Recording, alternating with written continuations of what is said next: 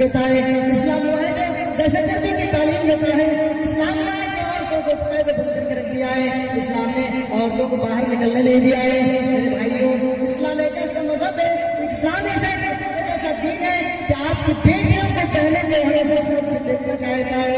اسلام کہتا ہے اور اللہ کے رسول صلی اللہ علیہ وسلم فرما کر گئے ہیں، من ابتلي من هذه البنات بشيء فأحسن إليهن كن له سترا من النار۔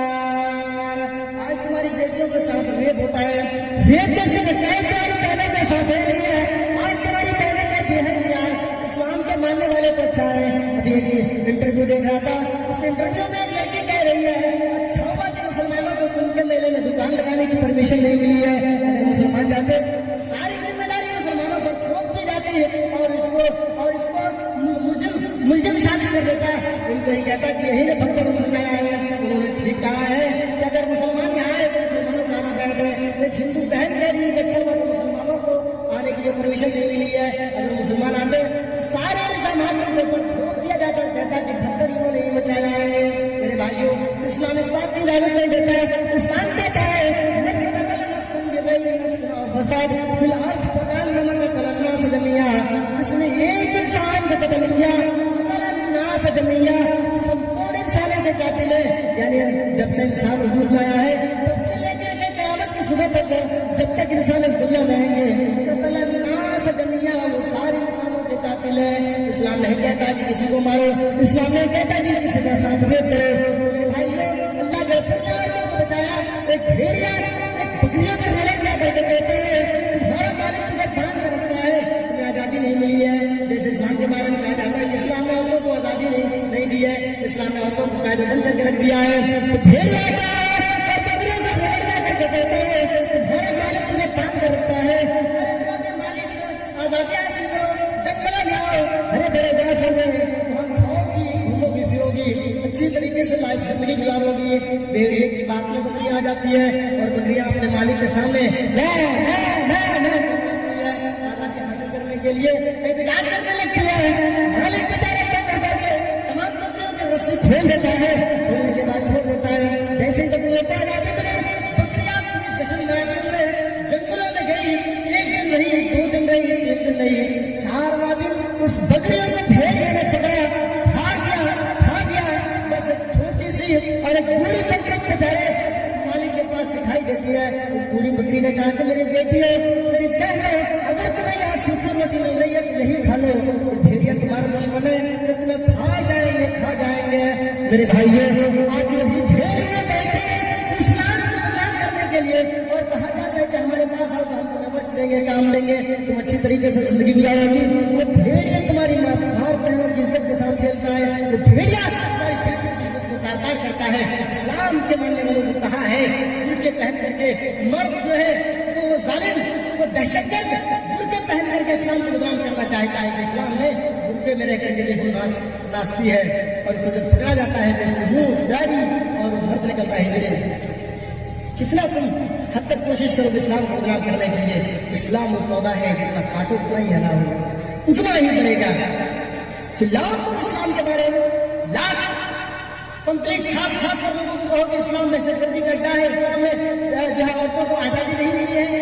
اسلام کے اندر اتنی آزادی ہے عورتوں کے لیے کہ عورتیں 4 دیوار کے اندر رہ کر کے سب کچھ کر سکتی ہے۔ اسلام کی عورتیں اگر کہیں جانا چاہے، ٹریول کرنا چاہے یا کہیں بھی جانا چاہے تو جا سکتی ہے، لیکن اس کو وہ نکاح میں ہونی چاہیے۔ میرے بھائیوں، اللہ کے رسول نے عورتوں کا یعنی لیڈیز اس دنیا میں آئی ہے اس کے لیے بہت بڑی بات کہی ہے۔ کیا فرمایا اللہ کے رسول نے؟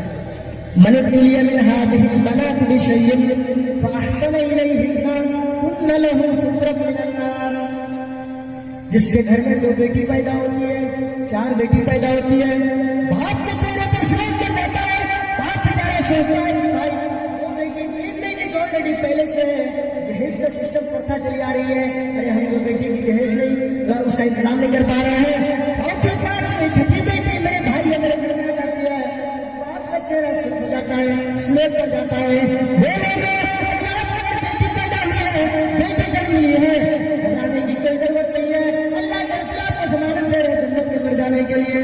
من ابتلي من هذه البنات بشيء فأحسن إليهن كن من النار. جو ایک بیٹی کی پرورش کرے, 2 بیٹی کی پرورش کرے, 3 بیٹی کی پرورش کرے, وہ کل قیامت کے دن جنت میں میرے ساتھ ایسے ہوں گے جیسے میری یہ 2 انگلیاں ہیں.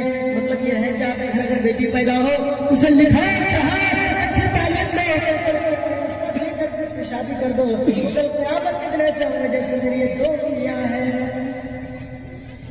کسی بھی کتاب کے اندر میں ایک اسٹوڈنٹ ہونے کے ناطے, ادر ریلیجن کے مطلب ریسرچر ہونے کے ناطے میں آپ کو ذمہ داری کے ساتھ بتا سکتا ہوں, ہمیں کسی بھی دھارمک کتابوں کے اندر نہیں ملا ہے, ویدوں کے اندر, بائبل کے اندر, گرو گرنتھ کے اندر, دھمپت کے اندر اور تالمود کے اندر کسی بھی کتاب میں ہمیں نہیں ملا ہے کہ ایک بیٹی کی پرورش کرو تو تمہیں جنت مل جائے گا, پیراڈائز مل جائے گا, کہیں نہیں ملا ہے.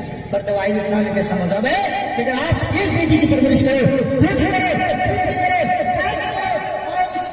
اس کی تعلیم کر کے پیسہ خرچ کرو اور اس میں کہیں اچھا رشتہ دے کر کے شادی کر دو, تو کل قیامت کے دن ایسے ہوں گے یعنی وہ اللہ کے رسول صلی اللہ علیہ وسلم کے پڑوسی بن کر کے رہیں گے. آج اسلام کے بارے میں کہا جاتا ہے کہ آپ کو قید کر دیا ہے اور تو ایسا کر دیا ہے, تو دھارمک جو چیزیں ان کا جائزہ لو نا.